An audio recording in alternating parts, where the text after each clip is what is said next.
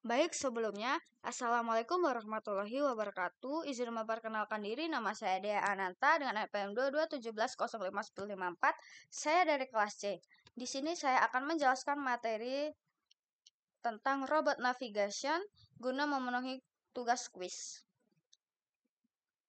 Robot navigation merujuk pada kemampuan robot untuk berpindah dari satu titik ke titik lain dalam lingkungannya secara otomatis. Untuk mencapai hal ini, robot harus bisa mengenali lingkungan sekitarnya, menentukan posisi dirinya, dan merencanakan jalur yang optimal menuju tujuan.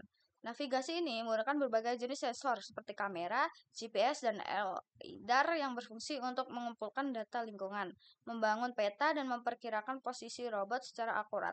Sensor-sensor ini memungkinkan robot berinteraksi dengan dunia luar dan menavigasi ruang yang tidak selalu terstruktur. Selanjutnya ada SLAM atau Simultaneous Localization and Mapping. SLAM atau Simultaneous Localization and Mapping adalah metode penting yang digunakan dalam robot navigation. Dengan SLAM, robot dapat membuat peta lingkungan yang tidak dikenal sambil secara simultan melacak posisi dirinya di dalam peta tersebut. Teknologi ini sangat berguna karena memungkinkan robot untuk beroperasi di lingkungan yang tidak terstruktur atau ketika peta tidak tersedia sebelumnya. SLAM mengandalkan data dari sensor untuk membangun peta dan mengidentifikasi lokasi robot, yang memungkinkan navigasi yang lebih efektif dan otonom. Lalu berikutnya ada path planning atau perencanaan jalur. Setelah robot mengetahui posisi dirinya dan memahami lingkungan sekitarnya, tahap selanjutnya adalah perencanaan jalur atau path planning.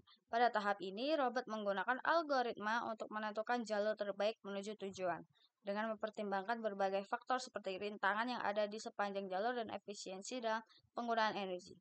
Algoritma seperti A, Dijkstra, dan Rapidly Exploring Random Tree atau RRT sering digunakan untuk merencanakan jalur yang optimal, baik untuk jarak terpendek, waktu tercepat, atau jalur yang paling aman.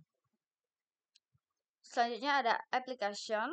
Navigasi robot memiliki berbagai aplikasi penting dalam kehidupan sehari-hari dan industri. Contohnya, termasuk robot pembersih rumah yang dapat berpindah dari satu ruangan ke ruangan lain tanpa bantuan manusia, kendaraan otonom yang bergerak tanpa pengemudi di jalan raya, dan robot eksplorasi yang digunakan di luar angkasa atau dalam misi pencarian dan penyelamatan.